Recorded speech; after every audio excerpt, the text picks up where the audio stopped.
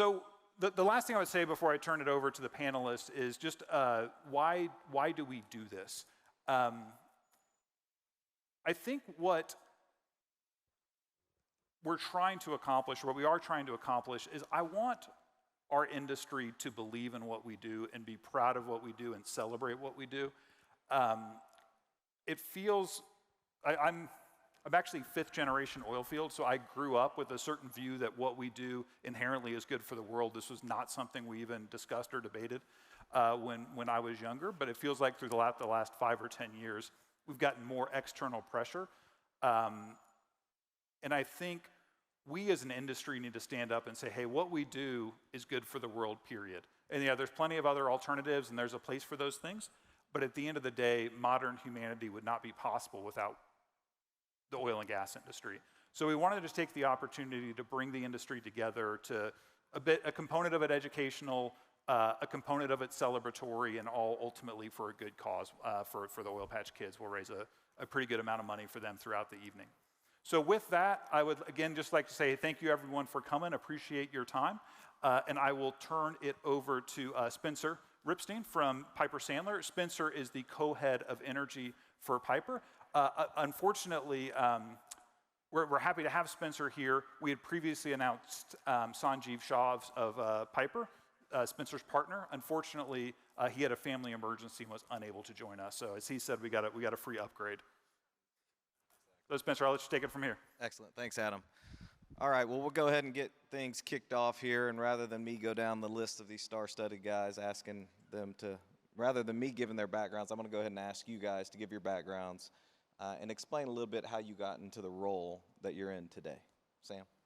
Sure, and Adam, thanks for having us. Thanks for kind of the vision behind this event and your passion for trying to celebrate our industry. It's an obligation that we all have out here in kind of the capital of the energy world to spread the good news. So happy to have events like this to help us do that. My name's Sam Sledge. I'm currently the CEO of ProPetro. I guess you could say technically I'm still in my first job. I started working with ProPetro almost 13 years ago when we were just about 150 people and about a frac fleet and a half. We now operate over 15 frac fleets, about that many wireline units and cementing units as well. And we employ a little over 2,000 people. Throughout that last 13 years, I've had the pleasure to work in almost every corner of the company as we grew, like a lot of oilfield service firms do in the cycles out here. Hello, Joey Hall. I'm the Executive Vice President of Operations for Pioneer Natural Resources. I always like to tell people that the reason I go by Joey, and I'm 58 years old, is because my mom got me my first job in the oil patch. And I grew up as a junior to my dad, and my mom introduced me to Mesa Petroleum as Joey. And she got me an interview for what I thought was a drafting job. And so I go to this interview at Mesa Petroleum, you know, T. Boone Pickens and all of its majesty, and I've got my drafting drawings with me. And I get there for the interview, and they say, hey, those are great drawings, but this job is in the mailroom. To which I said, well, how much does that pay? And they said, $5 an hour, and I go, I'm your guy. So I got started in the oil patch in the mailroom back in 1985 while I was going to the University of Amarillo College in Amarillo. Just makes it sound like similar to where these guys went to college, but anyway, I worked in the mailroom, worked as a maintenance man, and as I started working on my mechanical engineering degree, I would come back to Mesa to work summers and weekends. But I had worked in all the HVAC stuff, so what I really wanted to do was work for SeaWorld. But I kept having this recurring dream that I'd come into work in the morning and Shamu would be floating in the tank. So I just stuck with the oil and gas industry. Finished my mechanical engineering degree, still was a building engineer, and then I knew everybody in the building, but I didn't know what they did. I knew that they had lots of mail, and I knew how to run the air conditioning systems, but I knew a guy that did offshore work. So I went to him with those same drawings, and I said, look, I have a mechanical engineering degree. Can I do some drafting work for you at night and weekends? And he says, well, you have a mechanical engineering degree. Why don't you just come work as a facilities engineer? So that's how I got into actual oil and gas work. I'd been there for 5 years and never had anything to do with oil and gas. Started as a facilities engineer, then ultimately worked my way up through the organization. I did leave for a couple of years to go work for Anadarko, but came back in '96. Pioneer was formed in '97. We went global. I had the great opportunity to work on some of our big projects internationally, moved to Alaska, and then came back and ran our Eagle Ford assets and then ultimately into the Permian assets. I'd been with the company for 15 years and had never even been to Midland yet. But anyway, I always like to tell everybody my career is primarily due to about 95% serendipity. I just work with a lot of great people. I just happen to be at the right place at the right time, and it's been a joy and a pleasure to be a part of this. Hi, my name's Will Hickey. I work for a company, Permian Resources.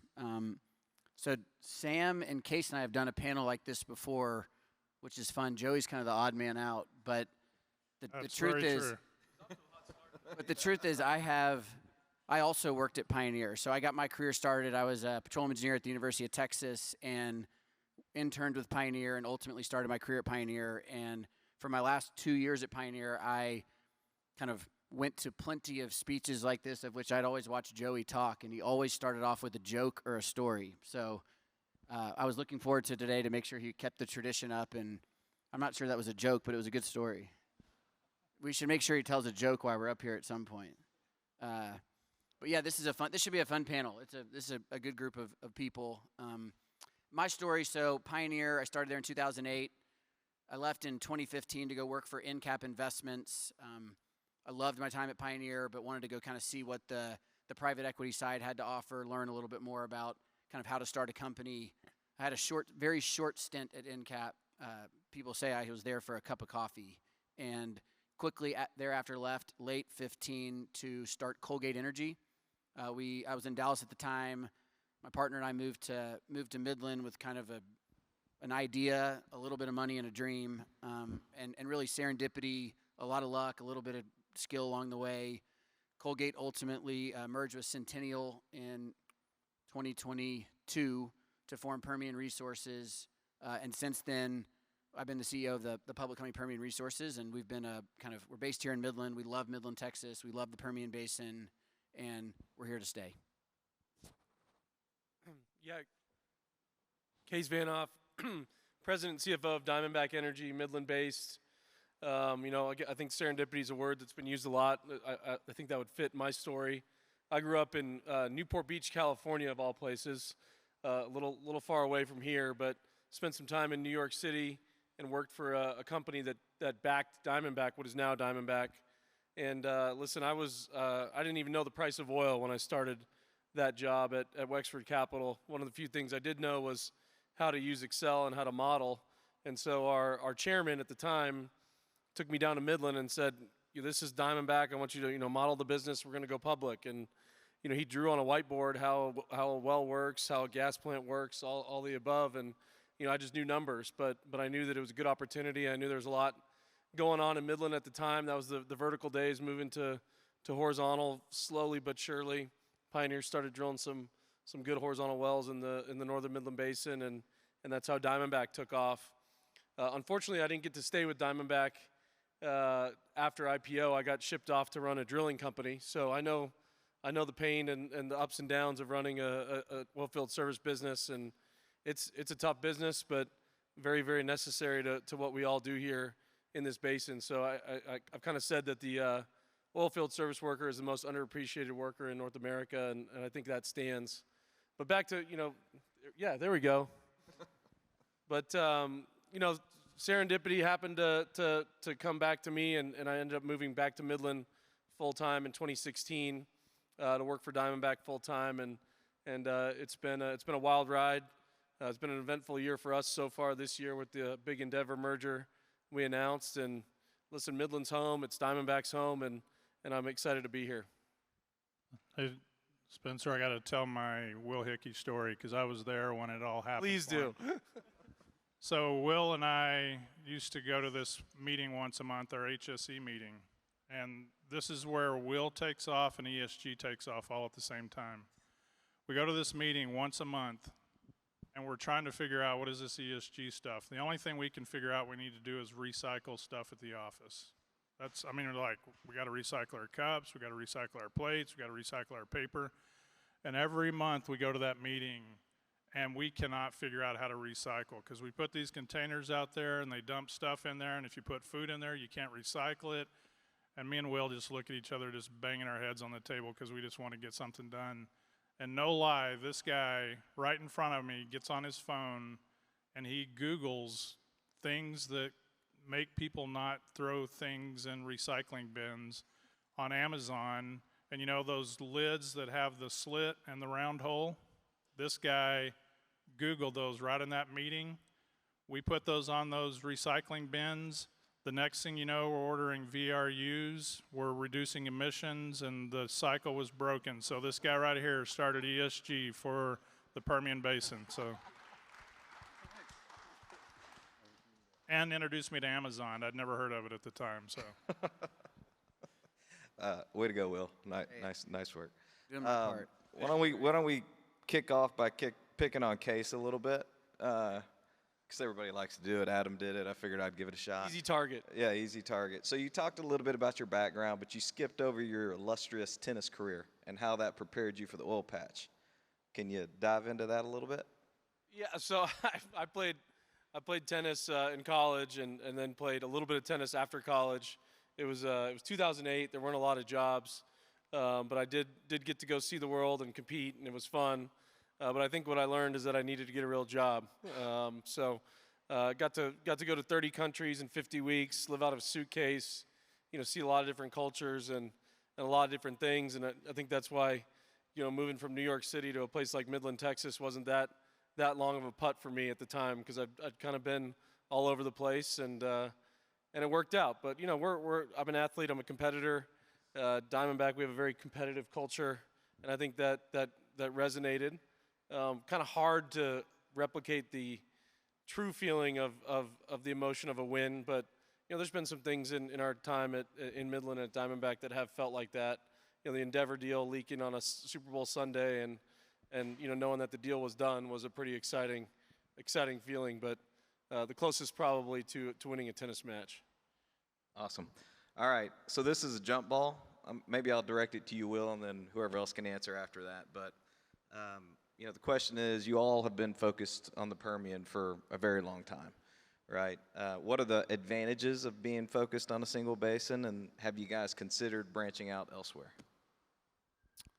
I think the biggest advantage to being focused on a single basin would just be that you can do exactly that. You can spend 100% of your time and effort kind of immersing yourself with the people, the vendors, you can cut cost. I think that the lowest cost operators are typically single basin companies. Just, you can't replicate the focus throughout an entire organization from, the very top to the very bottom on being the very best at what you do. And if you do too many things, I think you've seen this a lot across a lot of industries, when you start to really spread out what you're working on, it's hard to be an expert.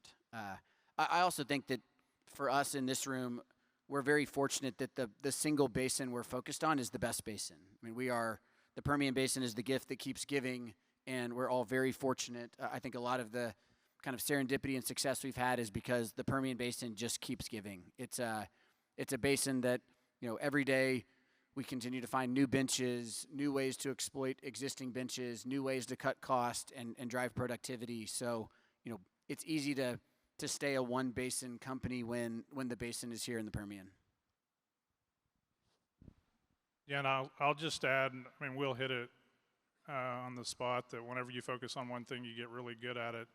But just as an interesting note, we had many conversations in our management committee room about, hey, do we want to diversify? And one of the primary reasons that you talk about wanting to diversify isn't even necessarily economics, but it's about the employees. Because the employees, to the extent they can get really good at it, also get really bored with it. And so we had lots of conversations about, hey, should we expand into other basins because this gives our employees other opportunities, and that's what they're asking for. But at the end of the day, to Will's point again, the economics just don't work, and you'd find yourself competing with capital with an inferior asset. And so at the end of the day, you just end up having to say no to it. One thing to add is so when we were, it's really hard when you do a merger. In our merger, we pre-agreed we would not keep our existing name. So Colgate was going to go away, and Centennial was, and we had to form a new name. And it's very difficult to come up with a new name in that context. And I think there are a lot of names that people have come up with that, hindsight, they probably could have come up with a better name. So when we were doing it, we were back and forth, and we hired the consultants, and we did it all. Case was making fun of me earlier for hiring the consultants, but we did. And they came up with some terrible names. And at the end, we did some research and found out Permian Resources through some channels was open. And so James and I and kind of a few others sat down and talked through, well, if we name the company Permian Resources, then we can't buy outside the Permian. And I think I might have said that. And James kind of said, yeah, that's the point. We don't want any temptations. We want to stay in the Permian. Hence, we're going to name the company Permian Resources.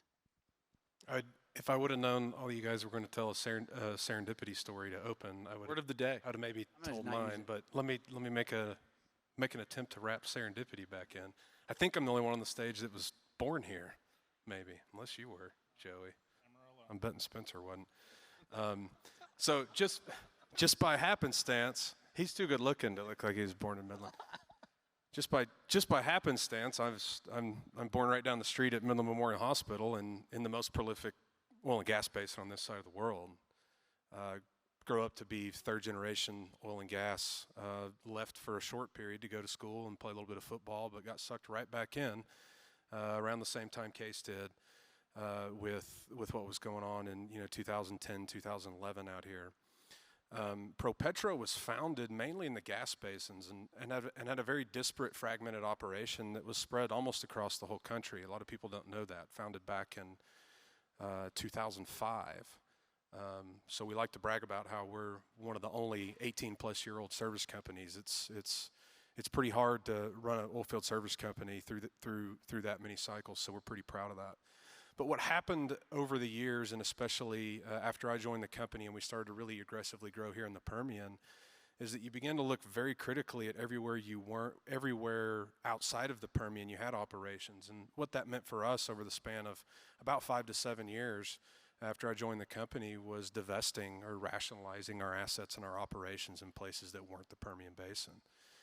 We still have one small yard in a place called Vernal, Utah, where we have a really good cementing business in Vernal, Utah. It's less than 1% of our revenue, and they get to keep running that business because they eat what they kill, and they turn a really good profit and have 80% of the market. Other than that, we don't see any other place to do the business we do other than right here. It doesn't mean that we're opposed to go other places. It means that every time we turn around and look for the next opportunity, it's right in front of us, or it's right down the street from us. So we're really proud to be Permian focused, and we're gonna continue to build and grow on that. Good deal. Coming back at you, Sam. How has all the upstream consolidation impacted your relationship with your customers? Well, it depends on the customer, because it depends on who's going through what. But we get the consolidation question a lot, and I think if you just kind of zoom out and look at what's happened in the Permian and in the oil and gas sector over the last 10 years, and the flight to a lot more rational, logical, disciplined operations, especially financially, has created a lot of this consolidation, and I believe it'll continue to happen up and down the value chain. For a service provider, we have always been very focused on partnering and pairing up with who we think are the best operators. We've had the opportunity, and currently in some fashion are working through all three of the operators represented up here today. And we think they're really good at what they do, and they make us better too. So for us, the strategy is to continue to pair up with the blue chip operators that are likely going to be on the consolidator side of things, and give them a really high quality service at a good cost that's going to help them create value, and then we'll continue to win with them into the future. So it's not that it doesn't come out with a bit of volatility and unpredictability at times. When the activity profile or the loyalty to a different brand from a service provider can cause some disruptions. But we believe in ourselves to continue to just be a really high quality service provider, and over the long run, that's going to be the sustainable way to play into all this consolidation. Perfect.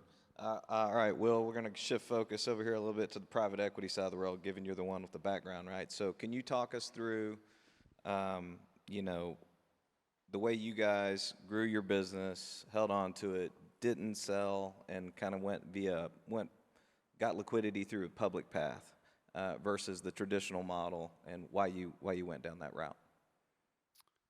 Yeah, I'd say there's a bunch of things that came into play here. First and foremost, look, when we started Colgate, we were very picky about the assets that we acquired. I think we had a belief that we needed to be, you know, in the best parts of the best basins, and if that meant we had to do a tremendous amount of land work to make it work, or pay a higher price to acquire it, that was okay. We kind of came in at a time where the extending of the fringes of the play was not our strategy. It was, we are going to go acquire in the best parts of the basin and then make it work through kind of our operational efficiencies and a lot of land work to put the position together. So kind of just given the asset base, I'd say we had a tremendous amount of embedded value that was hard to sell. You know, you kind of mix that with, think about the timeline in the market. So as Colgate was going along, by the time we had I'd say the first time we hit an inflection point that we had a business that was sell ready, we were kind of entering the 2018, 2019 timeframe, which was really the shift from people buying things on a dollar per acre multiple and starting to look at things more on a multiple of EBITDA. And that ultimately led us that we had to go drill more than 2 wells to sell the business. If you think kind of pre-2018, 2019, the private equity model was go lease 10,000 acres, drill 2 wells, and sell it. And if you think about 18 and 19, it was much more, people had to do deals that they didn't necessarily have to have the free cash flow accretion that they have to have today, but they at least had to have enough production to get close to, you know, neutral on EBITDA. And so that really, I'd say the market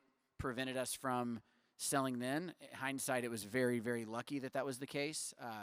Obviously, we got caught in COVID like the rest of everybody did, which put a halt to all transactions, kind of all A&D. And coming out the other side, we were in a fortunate position from a balance sheet perspective that we could really go get after it and ramp up quicker than most. So we took advantage of the time post-COVID, built the business to kind of multiples from the scale that it was pre-COVID, and ultimately got to a place that we were so big and had so much kind of embedded value that really the only way we thought that we could continue to get paid for the value that the assets had was to own it ourselves. So we looked at alternatives, we ran a process, but ultimately decided that kind of the go-forward value creation from when we merged with Centennial in September of 22 was tremendous, and the only way that we could own that go-forward value creation was to do it ourselves. So it was by no means, like if you look at our pitch book from December of 15 when we raised money, that's not what it said. It said that we'd go lease acreage, drill 2 wells, and sell it 3 years later. But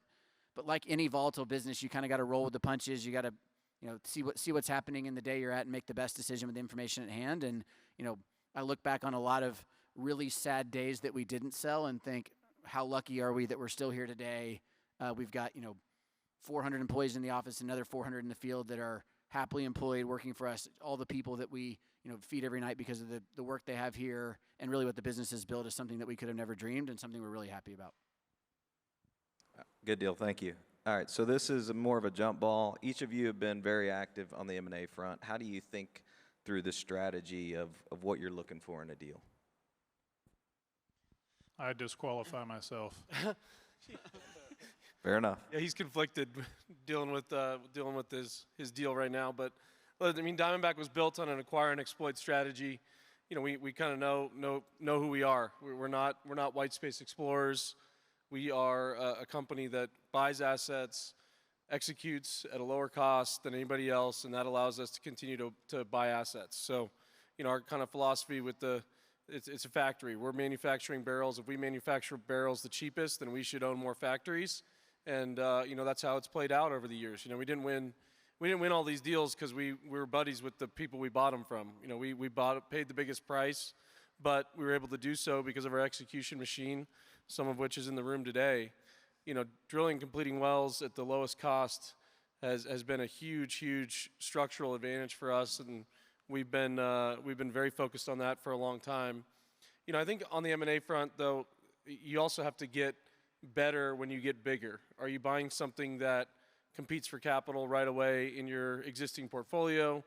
You know, what are the ancillary benefits beyond beyond just getting bigger? And that's, you know, drilling wells and for us in Martin County, Northern Midland Basin, more zones, more development, you know, at a faster pace at a lower cost. So, you know, I think the M&A machine is going to continue in the basin. You know, we'll probably be a little quiet for a little bit at Diamondback. We got a big deal to digest with the Endeavor team, also based in Midland. But, you know, M&A is going to be part of our DNA for forever.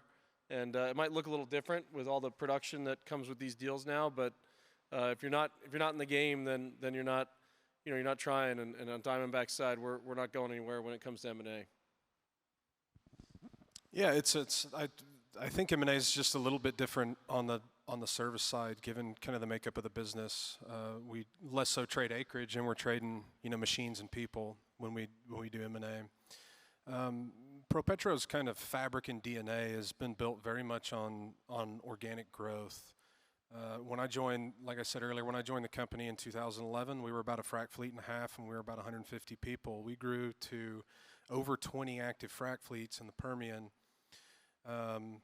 totally organically, building our own equipment, hiring our own people, 0 acquisitions through the time frame of about 2011 all the way up through 2019. In 2019, we kind of made our first step out when we purchased the vertically integrated frac services out of Pioneer Natural Resources and signed a long-term service agreement with Pioneer, which was really transformational for our business. Since then, we have, about a year and a half ago, we purchased a wireline business.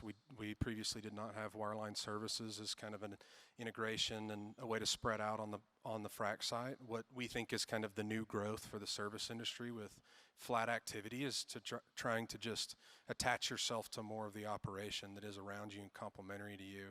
And most recently, at the end of last year, we bought a small cementing business in New Mexico to help us kind of broaden our cementing footprint, given the material intensity of that business, and having the right geographic locations is really big. So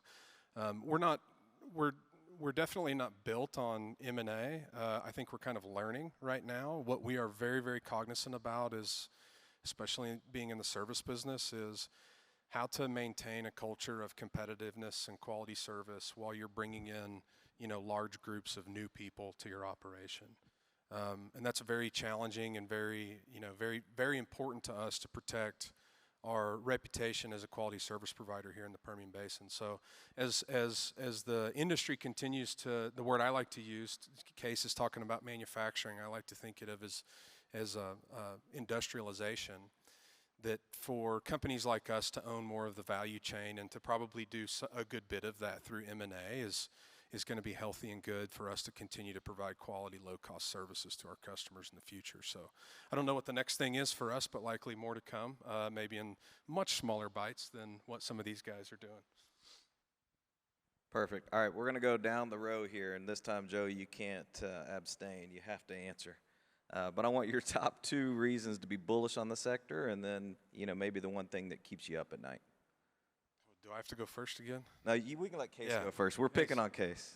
Yeah. All right, picking on me. Top 2 reasons to be bullish. I'll take a different approach. I mean, I think I'm bullish on the Permian Basin in general. I think there continues to be more zones, better technology, lower cost of supply through everything that everyone in this room is doing, both on the numerator and the denominator. So I'm bullish the Permian Basin. It's just amazing to think about what we're doing now with, you know, 20, 24 well pads covering a full section versus, you know, 6 years ago we were drilling single well parent wells and you know, throwing a party because we were making 1,000 barrels a day off of one well. And now here we are with 20 well pads that are making, you know, upwards of 35,000 barrels of oil a day due to the ingenuity of the people in this room. So that's one reason to be bullish. Second, I think the tide is turning on our industry and the appreciation or, you know, former lack thereof for what we do. I think the world is starting to realize that low-cost, affordable energy is something that is not going anywhere for a very long time. And you know, I like to say that a barrel produced in the Permian Basin is kind of a bulletproof barrel from a cost perspective, a regulatory perspective, an environmental perspective. And you know, barrels that we produce fund U.S. 401ks, not MiG-29s in Russia. So we should support this sector in the States over the rest of the world.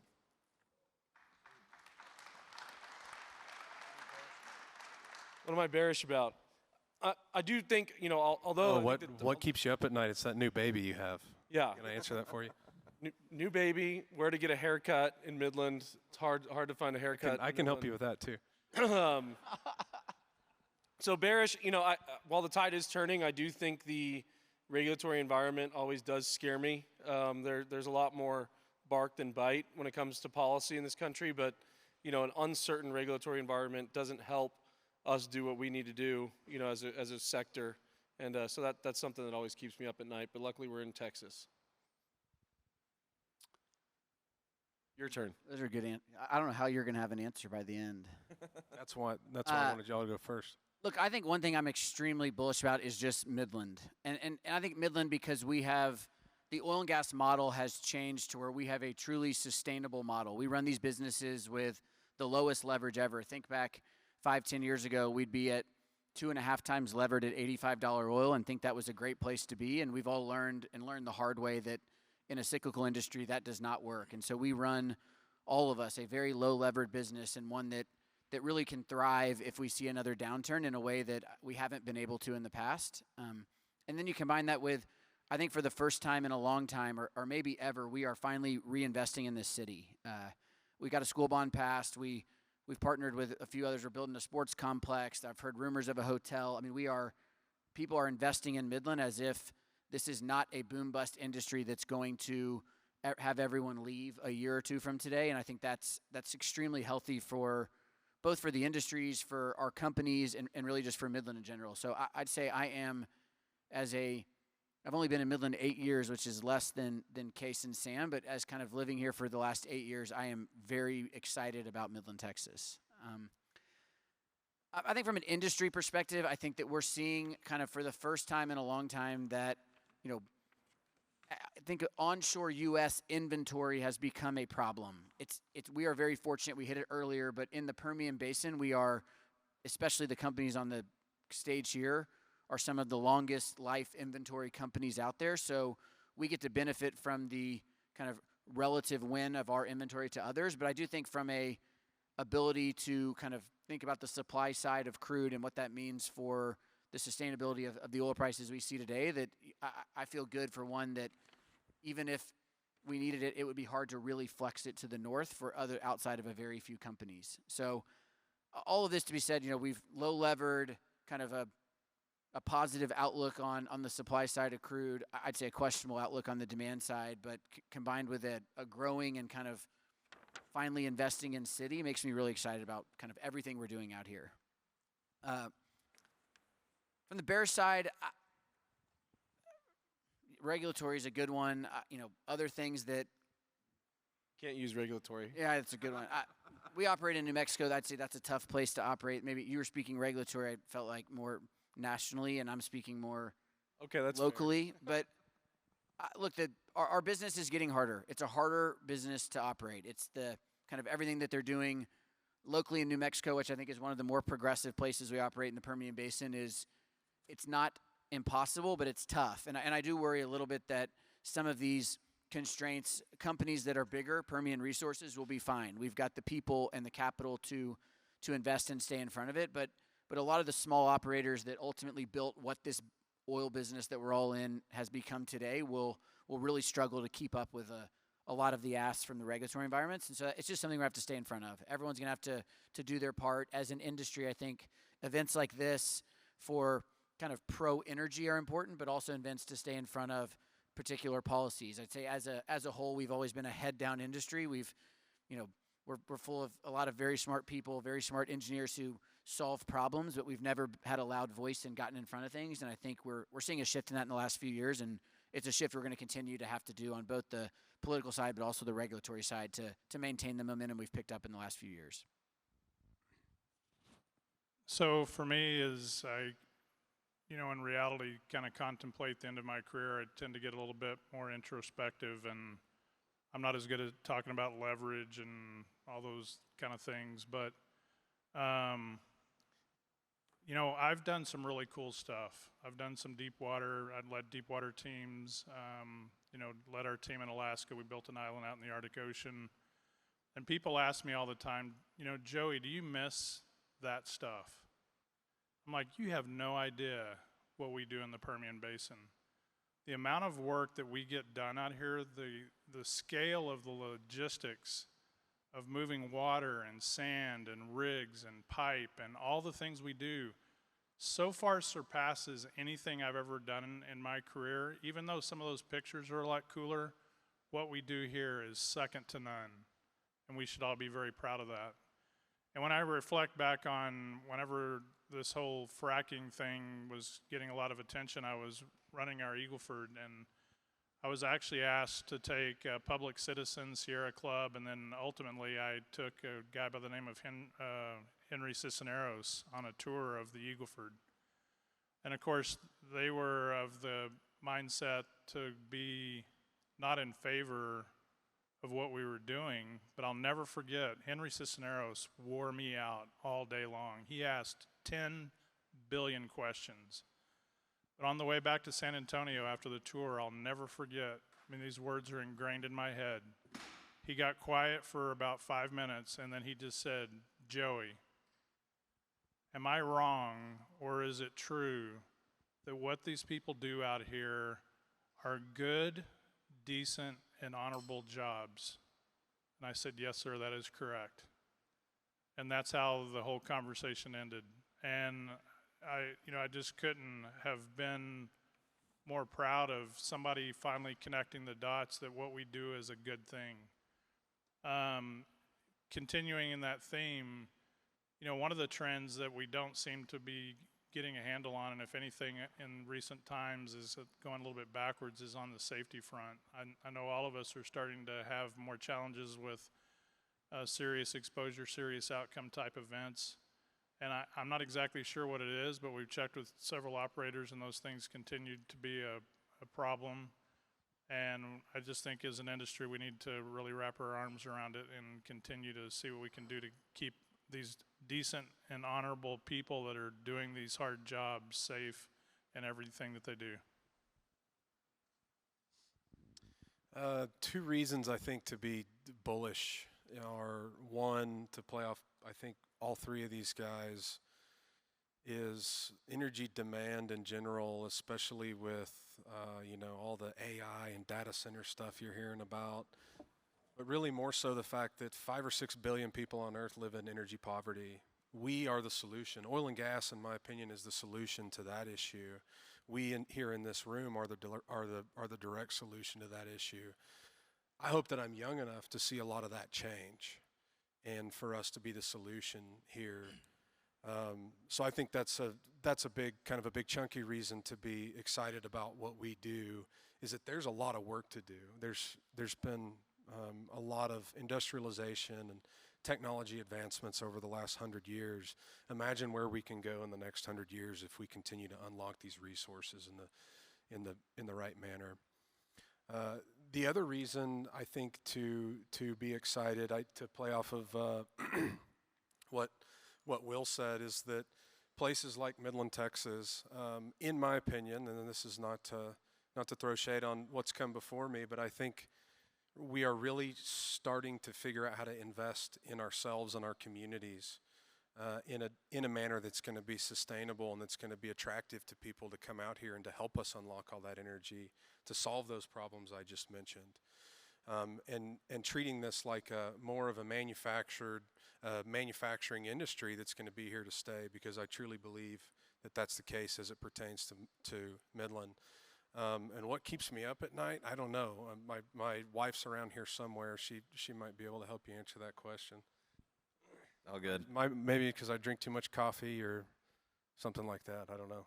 Eat a big steak. Very good, clean answer. I like that. Yeah. So, all right. So I'm going to leave a few minutes for questions, but I do have a few rapid fire questions that I want to ask. I'm going to start with the easy one, and I don't need a long answer. You can just one word's plenty.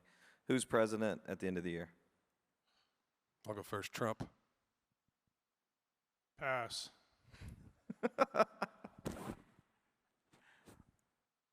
Trump. Probably Trump. Where is WTI at the end of the year? Start down there this time. 75. The end of the year? End of the year. 72. Truth is, nobody knows, but I'll go with 80. All right, I get to play the true service hand. I'll go 90. There you go. There you go. There you go. All right. Will a Texas team win the college football national championship this coming season? Absolutely not. There's only one that can, Oh, Whoa, whoa. A&M? but no, they won't win it. I'm going to support Joey McGuire and my Texas Tech Red Raiders for a huge upset this year. There you go. Wow, hot take. I'm going to say no. I'm going to say no. All right. Last one. Bears. Will a Texas team win the Super Bowl this coming season? Oh, gosh, that's real easy. No. Absolutely not. No way. There are none that can. No. All no. All right. With that, I want to open it up to the crowd for any questions. Just raise your hand if you have one. Go ahead.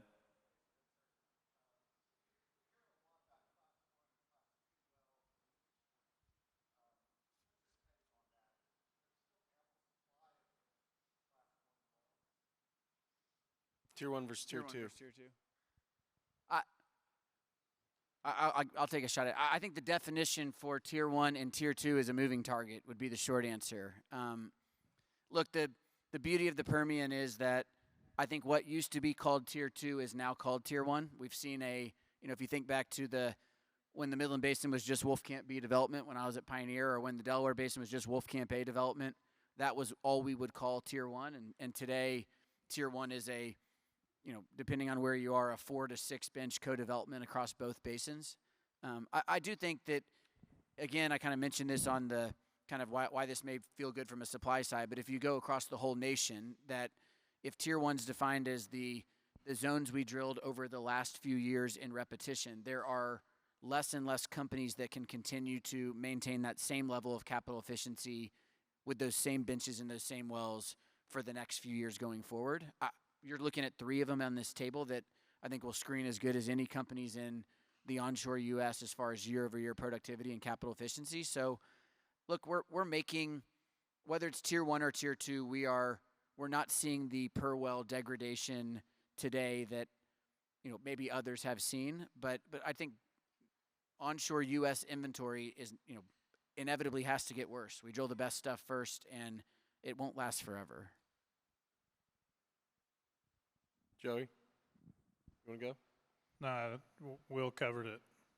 Yeah, I think you got to work on the numerator and the denominator to continue to make Tier 2 look like Tier 1. I go back to the comment I made about multi-well pads, right? Instead of looking at everything on a well-by-well basis, we really need to look at it on a project-by-project basis. And I think, there are zones today, Middle Sprayberry, Upper Sprayberry even, Wolfcamp D, that are getting a lot more attention and being built into the development stack. And as long as you're not seeing degradation by adding those zones into the development plan, that extends naturally the inventory life. And listen, I think I'm excited about what we're going to be talking about in 5 years versus today. And I think it's going to be little improvements and little wins along the way. Do you need casing here? How much frac sand do you need here? How much water do you need here? That will continue to keep that cost of supply low for a longer period of time. I will just add with what Case was talking about, that our recovery factors are still at 10% or less. I mean, the opportunity, it goes away from the specific question, but to the opportunity is still immense for us to recover a lot of oil. Well, I don't see any other hands, so I think that wraps it for us. To the panelists, thank you very much for participating. To the crowd. We are Fossil Fueled.